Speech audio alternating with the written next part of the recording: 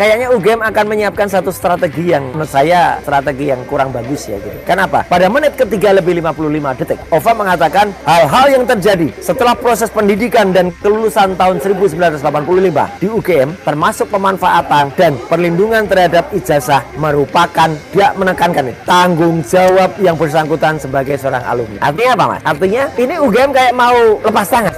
Ya. Jadi di sini kayaknya ada satu skenario yang mau jalankan, nanti seolah-olah ijazahnya hilang, kemudian dicetak lagi. Itu pun tetap salah. Pertanyaannya ini adalah soal tanggapan Mas Roy mengenai pernyataan Rektor UGM. Ya. Saya harus disclaimer, saya belum dengar itu. Oke, gini. Gitu. Saya terus terang selaku kita lah ya, saya dan Mas Refri. Kalau Mas Refri sudah dengar, selaku alumni UGM ya, lulusan deh, enggak alumni. Kalau alumni itu udah nggak lulus saja bisa disebut alumni. Karena definisi itu udah diubah. Ya, pada AD dan RT Kagama ya. Ubahnya tahun 2014 dulu. Kita tahulah siapa itu yang mengubah dan atas perintah apalah di pasal 9 itu ya. Di artinya saya sebagai lulusan kan tuh terus terang saya sedih ya. Sedihnya tuh gini. Perkara kontennya oke, tetapi sekelas Universitas Gadjah Mada, sekelas kampus yang besar gitu ya. Kenapa membuat statement yang sangat-sangat minimalis atau sangat-sangat tidak mencerminkan kualitas UGM seperti itu? Satu ya, kenapa saya bilang gitu? Sudah sangat terlambat statement itu. Ya harusnya itu sudah diberikan. Jadi kalau dulu mungkin memberikan statement itu masih oke. Ini tuh bukti-bukti, fakta-fakta itu sudah berkembang luar biasa besar, luar biasa panjang. Dan kemudian ketika ini dilakukan di tengah-tengah statement-statement yang juga atau di tengah-tengah proses ya, lagi ada beberapa orang dikriminalisasi ya gara-gara hanya akan menyampaikan soal fakta yang ada pada ijazah yang disebut-sebut itu adalah ijazahnya Joko Widodo ya gitu, dan banyak sekali temuannya, dan itu sebenarnya dari dulu UGM itu ditunggu dan kenapa baru sekarang, itu satu. Yang kedua, kenapa kemudian formatnya itu format yang sangat klasikal, format yang sangat-sangat sederhana, hanya monolog ya gitu. Jadi rektor bicara sendiri dengan background di ruang sidang ya, sidang utama. Kemudian setelah itu ada juga podcast yang berisi 4 orang, ada seseorang namanya Andi, kemudian ada rektor juga ya, Profesor Ova, kemudian ada juga Wakil Rektor 1, Profesor Wening, dan juga ada Dekan Fakultas Kehutanan yang kita tahu Dr. Sigit Sunarta. Ya artinya itu juga monolog juga gitu loh. Gitu. Jadi meskipun pertanyaan kayaknya ada dialog, tetapi dialognya itu benar-benar kelihatan kalau itu tuh sudah dipersiapkan baik pertanyaannya maupun jawabannya. Nah, harusnya ya ini poin yang ketiga. Kalau memang sudah itu terjadi sekarang dan sudah banyak fakta-fakta, data-data yang muncul, harusnya itu muncul dengan data-data juga gitu loh, dengan data-data juga dan artinya untuk juga menjawab pertanyaan itu semua ya, mulai dari statement rektor sendiri yang sekitar nggak sampai 5 menit, dan kemudian statement dari mereka berempat yang durasinya setengah jam ya, 33 menit, itu nggak ada sama sekali menampilkan fakta atau data, hanya narasi. Sekali lagi hanya narasi. Jadi hanya omon-omon saja. Jadi hanya omon-omon. Jadi artinya ini sih mirip kayak waktu gelar perkara khusus di Barreskrim ya, yang dari sana katanya ada ahli ya, gitu, yang inisialnya JS itu ya hanya omon-omon aja, nggak bisa membantah apa yang saya paparkan, nggak bisa membantah apa yang Dokter Respon paparkan, apun Dokter Tifa paparkan. Nah, poin yang terpenting adalah apa? Nah, saya cermati. Jadi saya memang harus menjawab ini, karena sayalah satu-satunya orang yang disebut dalam video itu selain Jokowi. Ya gitu. Jadi di menit ke-31 lewat 7 detik nama saya disebut.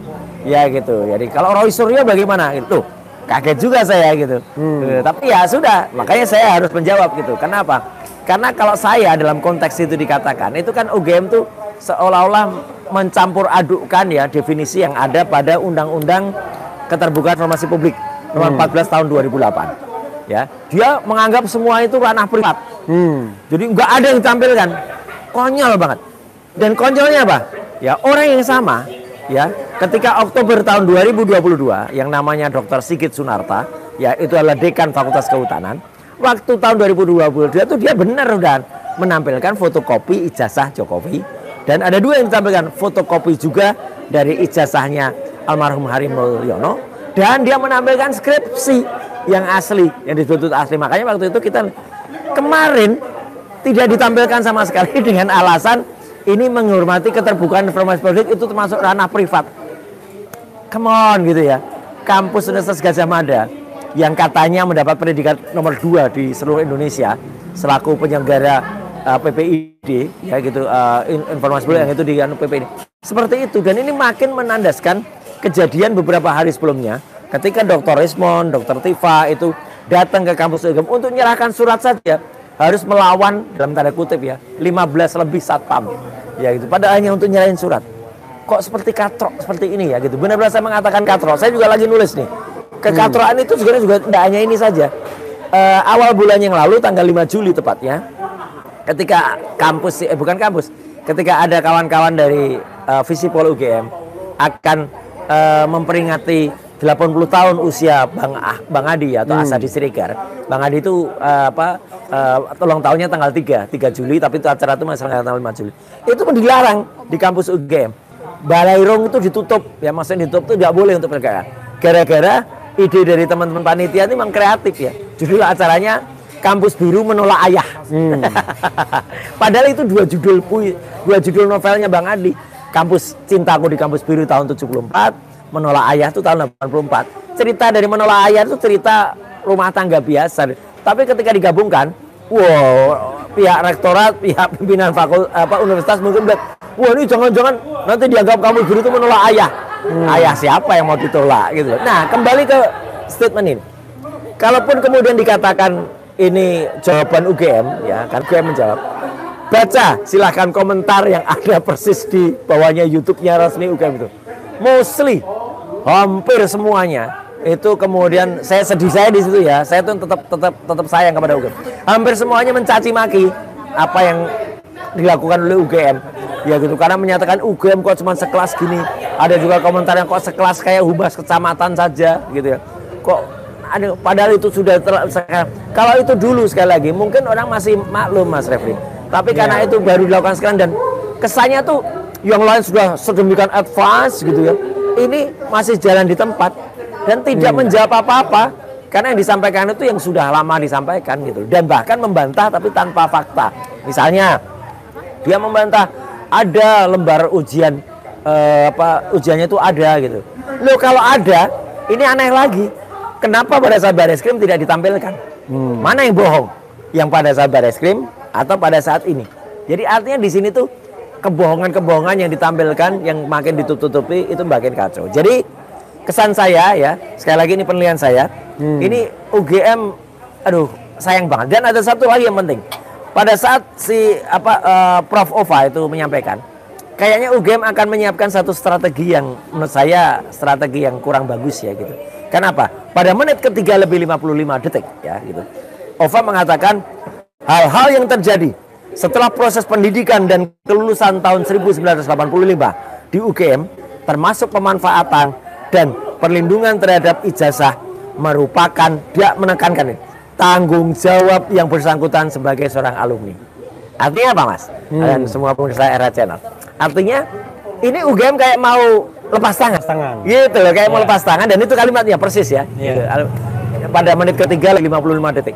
Lepas tangan jadi seolah-olah dan itu pun dicontohkan oleh Profesor Wening pada video podcast yang UGM menjawab. Dia mencontohkan coba kalau ada misalnya ijazah di Inggris gitu. Mungkin untung dia nyebutnya Oxford. Kalau dia nyebutnya Bradford, nanti bisa blepot nanti. Ada yang ayah yang disebut menolak ayah itu makin nolak lagi nanti gitu. Dia mengatakan ada ijazah di Oxford, kemudian tiba-tiba itu dicetak lagi, Oxford tidak bertanggung jawab kan. Jadi di sini kayaknya ada satu skenario yang mau jalankan, nanti seolah-olah ijazahnya hilang, kemudian dicetak lagi. Itu pun tetap salah. Ya ijazah itu kalau hilang nggak boleh nyetak lagi gitu. Ijazah kalau hilang tuh harus keluar yang namanya surat tanda pengganti ijazah dan itu harus ada keterangannya, harus ada hilangnya kapan dan laporan. Dan menariknya titik-titik atau poin-poin atau batu-batu yang bisa dipakai itu misalnya ketika dia daftar wali kota, ketika dia daftar Jakarta kalau ternyata itu sudah pernah ada yang hilang, nah maka kapan itu muncul ijazah yang baru itu yang dicetak lagi itu yang ada. Tapi yang jelas kesimpulan saya sederhana, tolong baca saja komentar yang ada di bawahnya YouTube-nya UGM. Itu aja udah. Itu udah menggambarkan komentar masyarakat terhadap kekatroan atau kekonyolan. Sekali lagi sebagai seorang alumnus asli ya, itu lulusan ya, saya nggak pakai alumni lagi lah, lulusan S1 dan UGM asli, Mas Refli juga ya gitu. Saya sangat menyayangkan kenapa Humas UGM atau tim komunikasi UGM malah menjebloskan kalau menurut saya ya, malah menjatuhkan ya, sehina-hinanya ya rektor dan jajaran rektorat dengan hanya membuat video sekualitas humas kecamatan kalau kata Pak Lukas ya pada podcastnya dia gitu Mas. Itu podcast itu semacam podcast dia bikin ya? Yes, gini, keterangan pers ya. Oh, keterangan pers. Oke. Ya bentuknya kayak podcast. Jadi ada penanda tangan, ada wawancara ya, namanya siapa itu ya? Ada wawancaranya satu ya, tadi sudah saya sebut. Kemudian ada 3 orang yang lain. Jadi artinya dia tapi dibuat harusnya kan dialog itu hidup. Dialog itu kaku sekali. Direncanakan. Sangat direncanakan, pertanyaan dan jawabannya, dan tampak sekali di tengah-tengah itu banyak banget editing gitu. Di-cut sambung lagi, di-cut sambung lagi. Terutama pada statementnya rektor. Masa hanya untuk membuat di bawah 5 menit saja, itu editingnya ya, cut-cut-nya tuh banyak banget gitu loh. Jadi kan ngapa gitu? Ini aja langsung nggak usah cut-cut, kan harusnya kan berpikir dengan apa yang dikatakan tuh apa yang dipikirkan, bukan apa yang dia baca gitu loh. Rektor itu menyampaikan 10 poin dan semuanya baca. Gitu. Jadi Mas Roy ya, Mas Roy mencium nggak ya sebenarnya UGM sedang terlibat sebuah skenario ya untuk exit ya kan, atau betul. Escape clause dari kasus ini. Betul. Yang membuat diri UGM aman, tapi juga tidak diserang oleh kekuasaan yang pernah melindunginya. Itulah kalimat, sekali lagi saya ulangi kalimatnya yang dikatakan oleh Profesor Ova di menit ketiga lebih 55. Buktikan kata-kata saya sama persis. Hal-hal yang terjadi setelah proses pendidikan dan kelulusan tahun 1985 di UGM, termasuk pemanfaatan dan perlindungan terhadap ijazah, merupakan itu ada penekanan dia ke apa tanggung jawab yang bersangkutan sebagai seorang alumni. Kalimat itu ada gitu. Oke. Ya. Dari sana ya ada spekulasi yang berkembang ya. Ini saya sekalian lagi minum ini ya. Kenapa saya minum ini? Karena Mas Lively sesuai dengan baju yang saya pakai. Nah ini ya, laki-laki kalau ketemu susu soda itu akan gembira, sama seperti minuman ini. ini soda kalau ketemu susu akan gembira. Tapi UGM lagi gak gembira ini namanya Mas gitu. Lagi dalam tekanan. Karena bukan ketemu soda tapi ketemu Tifa. Ketemu Tifa gitu loh. Jadi ada satu skenario ya. Dari minumnya saya pemirsa. Silakan. Satu hal yang saya sempat pikirkan. Apakah mungkin sebenarnya ada ininya skenario ijazah Jokowi ini, ya kan, diberikan tahun 85, tapi dilalanya hilang, atau ini mohon maaf ya, atau dia nggak pede dengan ijazahnya pada waktu itu. Padahal kan di ijazah itu nggak ada nilainya ya. Makanya jelas banget. Ya, tetapi kan bisa jadi ada orang yang kemudian tiba-tiba ngoper-ngaprek gitu kan, mungkin ada persyaratan, ada requirement dan lain sebagainya. Nah, itu satu skenario ya, satu pemikiran. Pemikiran lain adalah memang tidak pernah ada ijazah S1-nya gitu ya. Karena menurut saya, ini kita sambil diskusi Mas ya. Iya, betul. Apa yang dilakukan penelitian oleh Mas Roy, kalau itu terkait dengan ijazah yang pernah diupload Dian Sandi atau pernah disampaikan Dekan Sigit Sunarta, termasuk juga reuni rekan-rekan yang reunian itu ya, dan terakhir Bareskrim Mabes Polri, itu kan ijazah yang sama ya. Betul. Iya, penampilannya sama. Penampilannya sama. Nah, itu bisa dikatakan tidak bisa dikatakan bahwa Jokowi lulus atau tidak lulus. Betul. Iya. Jadi tetapi kalau itu yang menjadi patokan, kenapa? Sudah menyimpulkan sudah bahwa itu adalah rekayasa. Tidak, iya karena kalau itu yang tampil, ya. Kalau misalnya punyanya Dian Sandi yang itu habis yang diupload ya maksudnya, itu kan dikatakan oleh Jokowi itulah ijazah saya. Iya. Ya. Kalau dia tahu betul bahwa itu ijazahnya, maka ijazahnya yang diupload oleh Dian Sandi itu satu, tidak memiliki watermark. UGM, nggak ada. Emboss pada tanda tangan rektor Prof. Teuku Yakob juga nggak ada. Ya, artinya itu nggak bisa dikatakan. Kalau saja itu ternyata memang yang benar seperti itu, maka saya, Dr. Resmond dan Dr. Rifa sudah sepakat menyatakan bahwa itu adalah ijazah yang tidak otentik atau tidak benar. Apalagi kalau kita lihat skripsinya, skripsi yang tidak ada lembar pengujiannya, skripsi yang tidak ditandatangani oleh penguji yang sah, yang konon katanya pada saat konferensi pers di UGM Jawa itu ada. Tapi kan kalau ada dan tidak diikutkan dan tidak diumumkan juga oleh Bareskrim, ini kan menjadi pertanyaan. Harusnya jujur, Bareskrimnya jujur, UGM-nya juga jujur, tampilkan. Bukan kemudian kekhawatiran saya, Mas, ketika itu ditampilkan di Bareskrim belum ada, kemudian ketika kami kritik lah dibuat sekarang, dibuat dan disusul-sulkan. Contohnya lembar pengujian itu jelas-jelas tidak ada. Pada pertemuan tanggal 15 April 2025, saya mendapatkan langsung dari tangan Profesor Wening, ya. Jadi Prof Wening, Anda yang menyerahkan itu ke saya. Kemudian di situ ada dekan Sigit Sunarta juga ada di situ. Disaksikan oleh belasan orang. Yang itu adalah konon kata teman-temannya, ya. Itu jelas betul tidak ada lembar pengujiannya dan tidak bisa menjawab waktu itu. Kalau saja waktu itu misalnya dijawab langsung waktu itu, oh itu dulu memang nggak ada. Contohnya mana? Ini. Mungkin kita bisa percaya, Mas Refli, ya kan?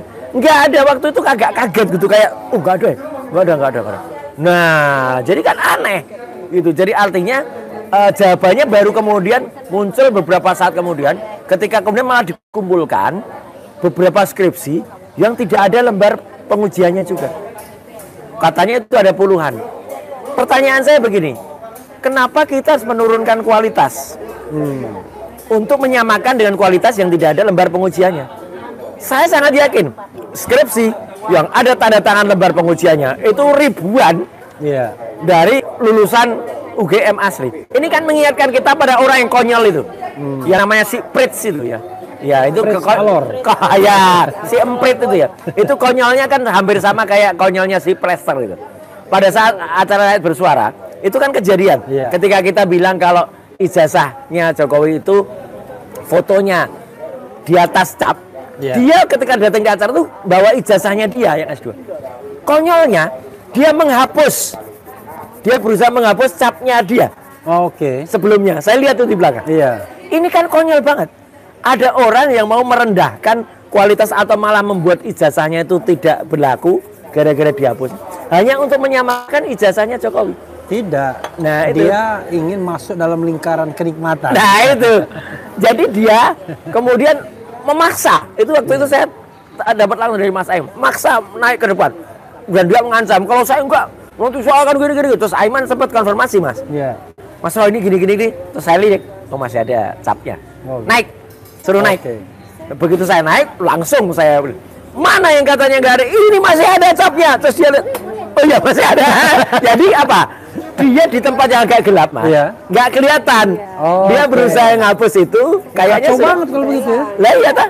Ciri-ciri termul begitu. Iya kan, terus nanti ke depan kelihatan pakai sinar yang sangat jelas itu. Kelihatan masih capnya ada. Ini loh, kok konyol banget. Harusnya kalau orang yang malah itu kan harus dia harus membuat dengan standar lebih tinggi. Nah ini sama dengan penjelasan dari kemarin UGM jawab, justru malah menjawab bahwa di situ adalah menyamakan dengan standar yang salah. Sekali lagi UGM harusnya standarnya itu dipakai standar yang benar, bukan standar yang salah. Bilang kalau lembar pengujiannya itu terpisah, bilang kalau sudah ada berita acara. Berita acara itu tidak berfungsi apa-apa kalau aslinya tidak ada. Contohnya gini, misalnya ada orang menyerahkan sesuatu yang disebut tuh dokumennya. Yang ada hanya tinggal berita acaranya. Sah mana dokumen asli sama berita acara? Itu loh. Jadi kemarin disebut berita acaranya ada ketika ujian itu. Tapi mungkin juga mereka sudah mulai membuat berita. Jadi artinya sekali lagi penjelasan panjang selama 33 menit dan tanpa satupun ditunjukkan dan mereka mengatakan semua itu adalah private. Ini konyol sebagai sebuah universitas yang katanya memperoleh predikat nomor 2 di seluruh negeri. Saya benar-benar menyayangkan, apalagi saya termasuk orang yang dulu menyusun naskah akademik, termasuk menyusun Undang-Undang Keterbukaan Informasi nomor 14 tahun 2008 yang disahkan pada tanggal 30 April 2008 dan ketika itu mulai dijalankan 30 April 2010, Mas, saya ada di Komisi 1, saya anggota Komisi 1 DPR yang mengawasi dan menjalankan, bahkan juga ikut membentuk PPID di setiap itu. Artinya sayang banget lah UGM ini menggunakan tata cara atau konsultan komunikasi yang salah besar. Prof. Ova, saya benar-benar saya tuh sayang kepada UGM dan saya tuh menghormati Anda gitu. Tapi Anda justru sedang menjatuhkan diri Anda sendiri. UGM justru sedang dihinakan sehina-hinanya oleh justru jawaban kemarin itu. Ya itu, Mas. Iya, ada dua kemungkinan lagi ya, bahwa UGM ingin menghindar, lepas tangan. Ya, dengan statement tadi itu. Dia tidak mau lagi ngapa-ngapain, tapi ada statement yang justru kita berpikir bahwa UGM sedang provide hal-hal yang dipertanyakan Rosario dan kawan-kawan. Betul. Itulah. Betul. Artinya gini, tantangan saya. Kalau memang itu dari dulu ada, kenapa pada saat Bareskrim itu nggak ditampilkan? Inilah ketidaktransparan dan ketidakjujuran. Dan dari dulu kan yang namanya ijazah pembanding itu kan katanya ada, ya kan? Tapi kan faktanya, saya sudah berani sampaikan juga di channelnya Bang Refli kan gitu. Ijazah 1115, 1115 milik Fronojiwo, 1116 almarhum Hari Mulyono, 1117 milik Sri Murtinisi. Itu bukan hanya saya loh ya. Topi Merah juga melakukan. Dr. Resmond juga melakukan. Satu lagi orang ITB juga melakukan, ya gitu. Yang inisialnya MA itu. Mystery guest. Mystery guest. Jadi artinya kami pun siap di challenge dan sampai dengan saya penerbitan buku Jokowi's white paper ini pun juga siap di challenge. Bukan hanya kemudian dicoba dipatahkan dengan hanya narasi-narasi. Oh itu nggak bisa. Oh itu begini. Kemarin kan juga ada di salah satu TV ya, gitu ketika diundang di iNews juga di acara interupsi. Dr. Resmond di-challenge oleh orang yang ngakunya pakar ya, pakar abal-abal itu ya, gitu, yang dari Jogja juga itu dari UGM, inisialnya JS ya. Saya nggak usah sebut namanya lengkap, nanti dia ikut ngetop kayak si Prits itu ya gitu. Nah itu kan mau numpang ngetop itu atau nunggu jabatan komisaris. Soalnya ada banyak komisaris yang harus dicopot ini sekarang. Satu komisaris yang dipakai oleh Sylvester, ya dua komisaris yang kemarin kena itu bukan komisaris, itu udah wakil menteri ya. Tapi kan ada juga komisaris yang sebenarnya orangnya TSK lagi, harusnya tersangka karena dia melakukan penistaan agama tahun 2015. Yang itu sudah sempat tersangka, kemudian di SP3 dengan kekuatan, tapi kan sudah dianu lagi. Inisialnya AA lah, kita nggak usah ngomong belakangnya Armadillo lah. Kok Armadillo? Armageddon. Ya itu nggak usah, nanti ngikut nyetop dia gitu loh. Ya, jadi kalau misalnya Mas Roy ya, kita berasumsi bahwa penegakan hukumnya ini fair. Ya asumsi kita. Asumsi ya. Ya. Kalau begitu UGM berpotensi terlibat kejahatan dong. Itulah sedihnya. Gitu. Ya. Karena kenapa saya bilang terlibat kejahatan? Memang nggak bisa kita bilang UGM secara keseluruhan. Ya. Tapi kalau yang terlibat itu rektor, itu kan nggak bisa lagi dibilang oknum. Betul, itu sudah puncak. Sudah representasi kan? Dari UGM. Enggak, rektor masih belum tertinggi, Mas. Oh, wali majelis wali amanah. Iyalah. Ya, tapi majelis wali amanah kan tidak menjalankan fungsi-fungsi hukum kayaknya. Betul. Karena biasanya yang mewakili keluar ke dalam itu rektor. Hal hukum kan rektor. Itu rektor. Majelis wali amanah biasanya cuma cari duit doang. Dan rektor itu kan tidak hanya sendirian, dia kan dibantu para WR ya, para wakil-wakil rektor itu yang harusnya menasihati dia lah. Saya sebenarnya lihat gini loh Mas, ketika kampus UGM di bulan September tahun 2024 lalu, ya di tempat yang Balerung, tempat yang sangat waktu itu berani meneriakkan kepada Jokowi ya tentang apa-apa yang dilakukan. Itu saya hormat betul. Di situ nampak betul ada Prof Kuncoro masih ada. Kalau istilahnya orang masih sebelum jadi termul ya gitu. Ada Ari Sujito ya itu selaku wakil rektor juga ya. Dan yang sampai sekarang masih konsisten Prof Sofyan Effendi juga ada di sana gitu. Itu kan bagus, kita hormat banget itu. Dan itu kan harusnya beliau-beliau itu, para profesor itu kan bisa mengingatkan kepada rektor gitu loh. Kenapa rektor harus terjebak atau kenapa harus melakukan hal kayak gini? Saya benar-benar sangat menyesalkan ya gitu. Menyayangkan dan ya sedih saya. Itu masih sedih membaca komentar-komentar banyak sekali yang ada itu. Dan sekali lagi mostly loh ya. Sebagian besar itu malah ya saya tidak sampai hati untuk mengatakan menghina ya, tapi menyalahkan UGM dengan membuat statement itu. Jadi ada dua statement, satu dari rektor yang nggak sampai 5 menit ya, sekitar 3 menit sekian atau 4 menit, yang satu lagi 33 menit, tapi itu zong, ya, itu tidak bernilai apa-apa.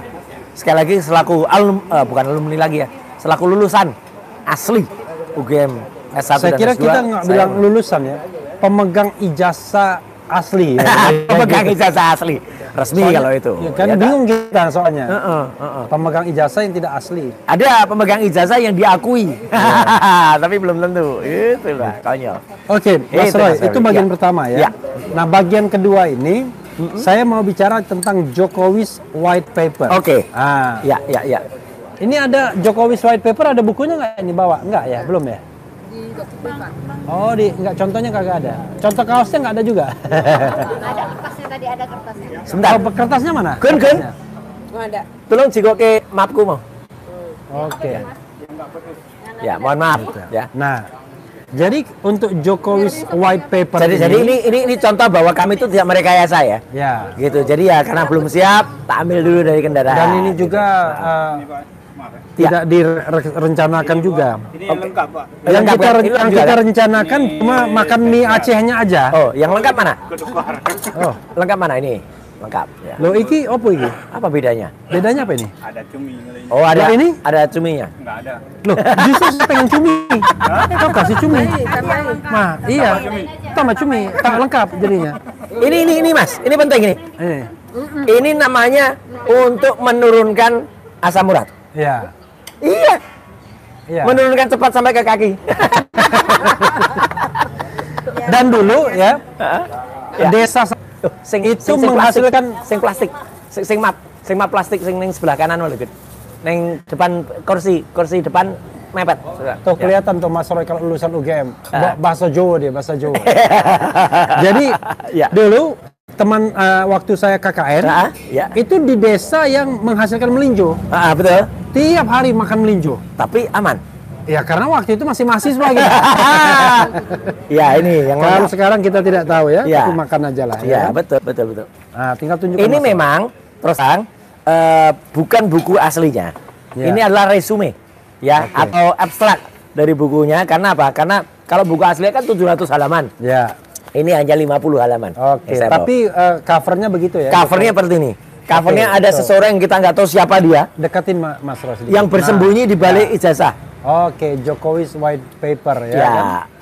Tapi saya lebih suka sih sebenarnya kalau bukan white paper ya, tapi black paper. Kalau black paper nanti stick. Bukan paper tapi black paper. Ini justru ya artinya apa? Artinya white itu adalah warna tulang kalau kata Dr. Tifa. Oke. Jadi artinya kalau kita itu di depan itu kan kotor.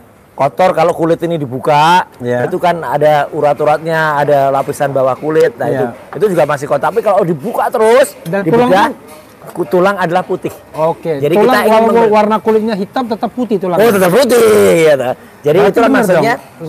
Lagu itu putih tulangku merah darahku. Oh iya. Gitu. Ini untuk membersihkan juga, maksudnya adalah untuk membersihkan segala kekotoran yang telah terjadi, yang diperbuat oleh, ya saya nggak tahu oleh siapa, orang yang pegang ijazah ini kan. Oke.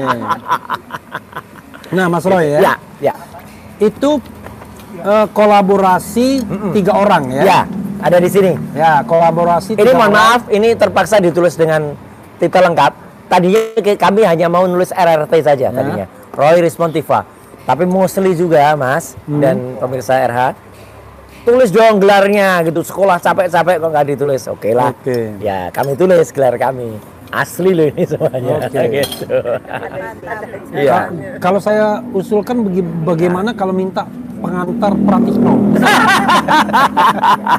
Kan mantan rektor UGM kan? Iya. Harusnya kan bangga dengan karya ilmiah. Betul. 3 mahasiswa UGM, 3 alumnus UGM.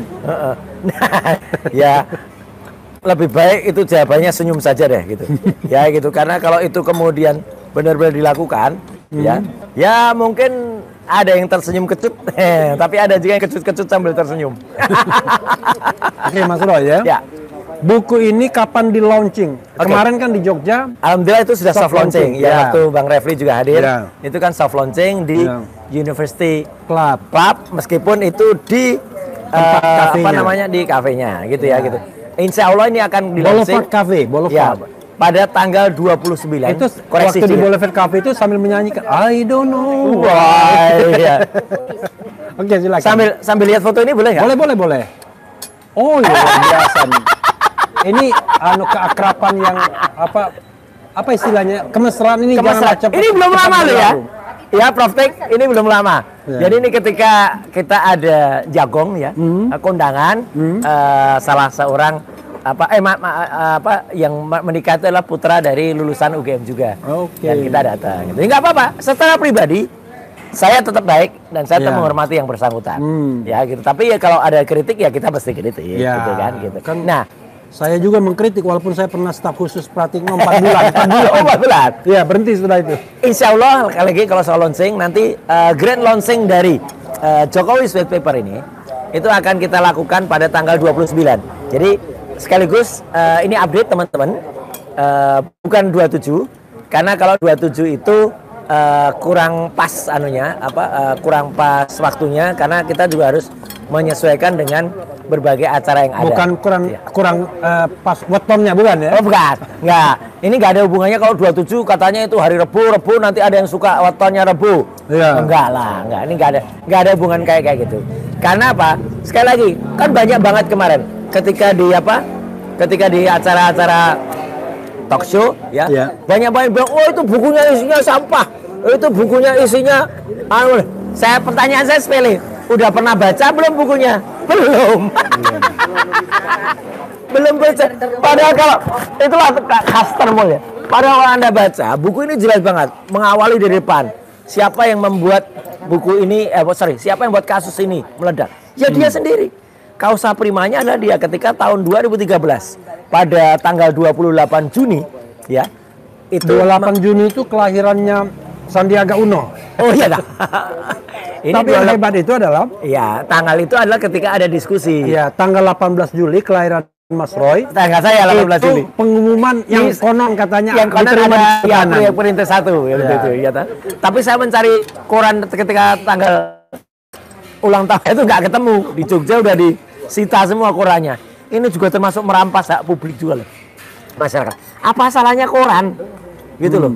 Dirampas. Dan apa salahnya koran itu dirampas 3 bulan satu bendel?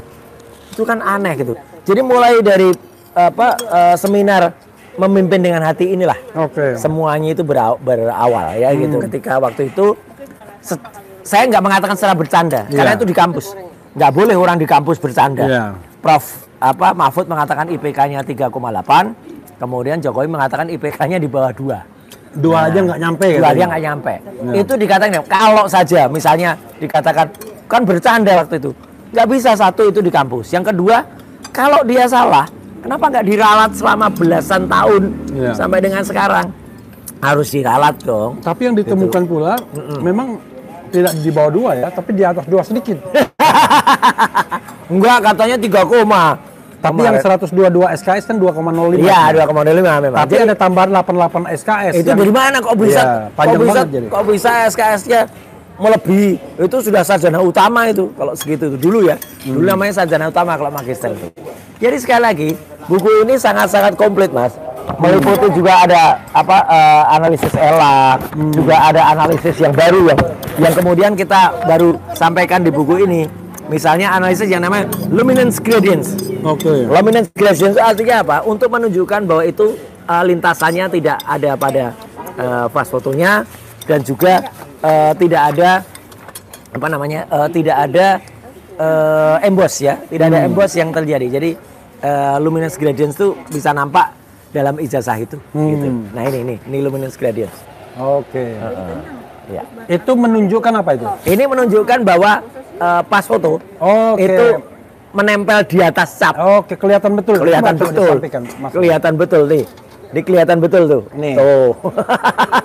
Jelas kan? Foto itu di atas dari cap UGM. Cap UGM. Kemudian tidak ada emboss. Oke. Pada tanda tangan rektor. Ya, nggak ada. Ya, ini nggak bisa lari dari ini. Kemudian tidak ada juga yang namanya watermark. Watermark itu harus ada. Iya. Nggak boleh nggak ada. Jadi kalau kita bicara disclaimer, Mas Roy, apa yang Mas Roy teliti itu subject to Dian Sandi. Dian Sandi. Dian Sandi. Yang diupload Dian Kenapa Sandi. Kita berani melakukan penelitian terhadap yang disebut oleh Dian Sandi? Dian Sandi juga nggak bisa lari dari ini. Karena apa? Karena dialah yang pertama kali mengatakan bahwa ijazahnya asli. Biar kalian biar kalian nih kalimatnya pun ada di sini. Jadi kita nggak makan lari dari sini. Biar kalian tenang, apa itu? Ya, biar kalian tenang liburannya. Ya, gitu. Kemudian ini saya upload yang asli. Nah, gitu. Nah, ini ada di halaman 20 ya. Unggahan ijazah Jokowi berwarna di X. Nah, ini. Oke. Buat yang ributin fotokopi ijazah Pak Jokowi yang saya upload pada UTAS, biar kalian tenang lebarannya, ini saya upload yang asli. Yang asli. Justru bikin nggak tenang jadinya. Betul. Kan? Kalau nggak tenang yang pelaku. Iya, pelaku. Kalau dia memang mengupload yang tidak asli, berarti ini bohong. Ya. Ya, dia pantas dikenakan di pasal 32 dan 35 itu. Tapi yang menjadi masalah adalah Mas Roy, Pak Jokowi tidak membantah ini. Tidak membantah. Lalu setelah Dian Sandi Barreskrim membuat tampilan itu conference pada tanggal 22 Mei, Dian Sandi kan ke Solo kan? Betul, ke Solo menghadap dan kemudian dia katanya dimaafkan atau apalah. Karena dia minta maaf karena mengupload tanpa izin. Betul. Tapi tidak dibilang bahwa itu bukan yang aslinya. Iya, mau dimaafkan atau tidak, pasal 32 dan 35 harusnya berlaku gitu loh. Oke, sekarang pertanyaannya itu, Mas Roy ya. Buku white paper ini, karena kasihan Mas Roy. Ini nih. Nah. Ini ijazah yang ditampilkan oleh Barreskrim. Dan ini tidak mungkin palsu. Iya. Ini pasti fotokopi dari yang asli. Karena kalau enggak, Barreskrim penyebar hoax dia. Betul. Dan saya juga punya bukti lagi. Yang digunakan untuk di KPU itu, nah itu nanti kita bongkar aja. Yang mana itu sebenarnya? Oke. Ya, kenapa Mas? Oke. Ya. Sebelum minyak dingin nanti. Iya. Soalnya saya sudah selesai makan mie-nya, habis sudah saya. Betul. Karena memang mie Acehnya enak, ya kan? Tidak sia-sia kita di atas pukul 00 ini masih beredar di daerah Depok. Depok atau Jakarta ini? Bukan deh, pasar Minggu. Oh, daerah pasar Minggu. Saya lupa tadi saya pikir kita ke luar Jakarta, masuk Jakarta udah ya. Ini di daerah yang namanya Pol Tangan. Oke. Pol Tangan. Nah, gitu. Apa Mas tadi pertanyaan terakhirnya tadi? Pertanyaan terakhirnya adalah ini banyak orang yang nanya kalau misalnya mau memesan buku kan pre-order kan? Betul, ya. Ini kemana? Ada nomor handphone yang itu dan kemudian tapi itu mohon dicermati ya dan juga supaya tidak ada orang yang memanfaatkan bahkan nanti menipu. Ya, Anda harus hati-hati. Konfirmasi langsung saja kepada Dokter Tifa ya. Karena di antara kami itu yang kemudian ngurusin ini urusan marketingnya adalah Dokter Tifa. Dokter Tifa punya satu staff yang nanti dia akan atau satu teman lah yang itu akan ada sekaligus juga nomor rekeningnya. Jangan sembarang Anda ngirim uang ke nomor rekening yang kemudian ternyata tidak sama dengan itu. Ya, jadi nomor rekening itu namanya siapa? Aduh, saya lupa namanya. Karena nomor rekening itu penting namanya. Komaria Widya Stuti. Komaria Widya Stuti. Oke. Oh, ya, itu nggak yakin ya? Pasti. Oh pasti, ya udah. Namanya Komaria Widyastuti, ya. Jangan sampai kemudian ngirim ke nomor rekening lain. Karena kalau ngetik nomor tuh bisa aja keliru. Iya itu. Yang penting namanya dulu. Ya, betul. Nah, betul. Tapi Mas Roy ya RH Channel mau membantu juga walaupun. Terima kasih. Walaupun Rohmah Widyastuti. Rohmah Widyastuti. Nanti mungkin bisa ditulis pada keterangannya di namanya Rohmah Widyastuti. Tapi kalau Anda bingung ya kan, Anda tuliskan saja di komentar RH Channel. Setiap ada live RH Channel. Dan yang penting Anda bisa dihubungi kembali. Nah, jadi kalau Anda bisa dihubungi kembali nanti itu akan panitia nanti kami akan sampaikan nomor teleponnya. Betul. Telepon Rohmah Widyastuti ini ya. Nah, jadi itu ya. Jadi biar dia bergulir Terima terus. kasih RH dan juga teman-teman sekali lagi jangan kemudian ada yang memanfaatkan ya, kemudian numpang. Ini yang numpang udah banyak. Termasuk si Pritz itu numpang ya. Pakar abal-abal itu numpang. Pakar abal-abal itu datang loh pada saat soft launching. Udah enaknya duduk di depan gitu, tapi ya diusir dia akhirnya karena nutupin kamera-kamera wartawan. Mas Roy, ini ada pesan sedikit Mas Roy bisa bacakan. Oke. Ya. Nih. Apa itu? Saya ini terlalu dekat. Apa? Nah, bacakan Mas Roy. Oke. Kita melalui restoran resmi ya Bang. Ya. Belian Bang. Oh iya. Ada beberapa Untuk pemesanan PO buku ya, bahwa kami tidak punya bohir. Itu jelas ya. Nih buktinya kami nggak punya bohir itu bayar ini lah. Kami nggak ke restoran mewah astik gitu nggak ya. Nanti ketemunya black pepper nanti bukan white pepper. Ya itu. Atau biasanya kalau nggak black pepper ya mushroom. Seperti yang sering dituduhkan oleh para termuluk pada kami. Dan hidup kami cukup ngepas saja sehingga agak kebingungan dari mana dapat uang. Makanya kami benar-benar menghitung waktu dan menghitung segala sumber dana yang ada. Alhamdulillah bertubi-tubi sahabat berbondong-bondong juga. Terima kasih ya teman-teman menghubungi admin kami maupun para reseller kami.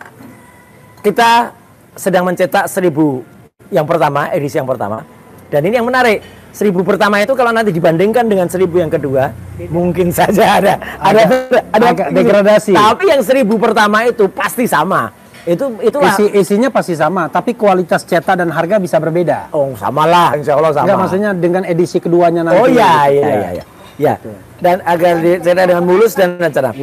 Tak kekurangan suatu apapun yang termasuk ketika nanti grand launching yang akan diselenggarakan pada tanggal 29 Agustus, buku sudah bisa siap di tangan Anda semuanya.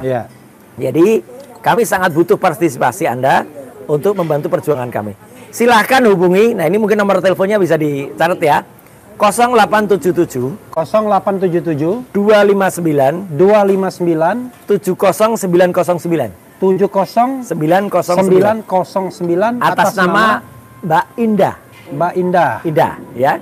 Atau 081 222 07 97 Mbak Asti. Ya, itu. Ini sebenarnya sudah ditweetkan juga di akun X-nya Dr. Tifa. Ya, gitu. Kalau yang kurang jelas dan jangan khawatir buat pembeli, ini transaksi biasa. Bukan fundraising. Bukan. Nggak ada sama sekali kalau kita fundraising nanti minta izin dulu dari OJK dan lain sebagainya. Ini adalah jual beli biasa. Yes. Mas Roy, closing statement. Karena Mas Roy sendiri yang belum selesai makan. Gak apa-apa. Jadi teman-teman, terima kasih atas semua doa dan supportnya. Ada satu lagi Mas Roy. Iya, apa-apa. Grand launchingnya di mana nanti rencana? Nah, grand launching nanti tunggu kabar dari kami ya. Apakah mereka yang membeli ini bisa datang dan boleh hadir? Boleh hadir untuk ngambil bukunya langsung. Betul, boleh ngambil dan langsung karena insya Allah itu sudah ready ya pada saat grand launching. Apakah akan ditandatangani oleh? Nah, itu karena kalau soal tanda tangan kami kemarin sudah tanda tangan lebih dari setiap eksemplar pada 24 ya sampai dengan 1000-an halaman aja bisa. Jadi tanda tangannya di Polda Metro aja. Tapi masalahnya enggak, saya punya ide. Bagaimana kalau misalnya ada edisi lelang? Itu bisa kita bicarakan. Yang ditandatangani oleh bertiga. Itu satu-satunya itu. Pemenang lelang itu bisa berfoto barang. Betul. Misalnya ini menarik ya. Nanti mungkin ada tidak hanya satu, mungkin ada 5 yang itu very spesial. RH channel RH kan biasa cuma memprovokasi orang tuh. Atau untuk kebaikan. Atau satu lagi mungkin mungkin bertiga plus 1 orang kita minta tanda tangankan di Sumber di Kutai Utara. Bisa juga. Bisa juga. Jadi ada 3 tanda tangan di sebelah kanan, 1 sebelah kiri. Untuk menunjukkan bahwa ini betul-betul mau mencari kebenaran. Betul. Ya kan? Iya. Kira-kira kayak gitu. Ya. Oke, Mas Roy. Jadi closing statement ya. Terima kasih sekali lagi atas semua doa, support dan apapun yang dilakukan ini adalah satu karya yang benar-benar kita persembahkan untuk kado 80 tahun kemerdekaan Indonesia. Tanpa ada pretensi apa-apa, ini hanya untuk membuka kejujuran dan kebenaran kita semuanya. Ya, bahwa ada pernah orang yang gambarnya ada di sini, ya, yang itu kemudian kita jadikan judul dari Jokowi Sweat Paper. Dan jangan lupa, buku ini bukan yang pertama dan yang terakhir. Insya Allah akan terbit lagi edisi-edisi berikutnya karena kami lagi nulis juga buku yang kedua. Dan buku kedua itu bisa jadi orang yang sama atau bisa jadi turunannya. Ada buku yang lain juga yang ditulis Rizal Fadila. Oh iya, ada buku yang ditulis juga oleh sahabat kita bersama Pak Rizal Fadila. Dan itu kumpulan dari tulisan-tulisan beliau itu bagus banget. Dan insya Allah itu juga akan datang juga Pak Rizal pada saat grand launching. Jadi orang bisa juga mendapatkan atau beli 2 buku sekaligus. Jadi tiba-tiba pas tanggal 29 tuh ada karya Refli Harun. ada, bagus. Tapi bener, ini kemarin ibu-ibu, ya termasuk ibu RM, itu konon juga menjadi ide untuk kemudian mereka pada menuliskan. Ada yang mau nulis puisi, ada yang menuliskan dengan foto-foto, gitu ya. Dan itu akan dicetak juga, bagus saya kira. Jadi ini merupakan karya yang buku, saya katakan, buku jawablah dengan buku, otak jawablah dengan otak, jangan buku dijawab dengan pasal-pasal palsu, ya, atau buku kemudian dijawab dengan dengkul, ya. Gitu. Otak jawablah. Itu ya teman-teman semua.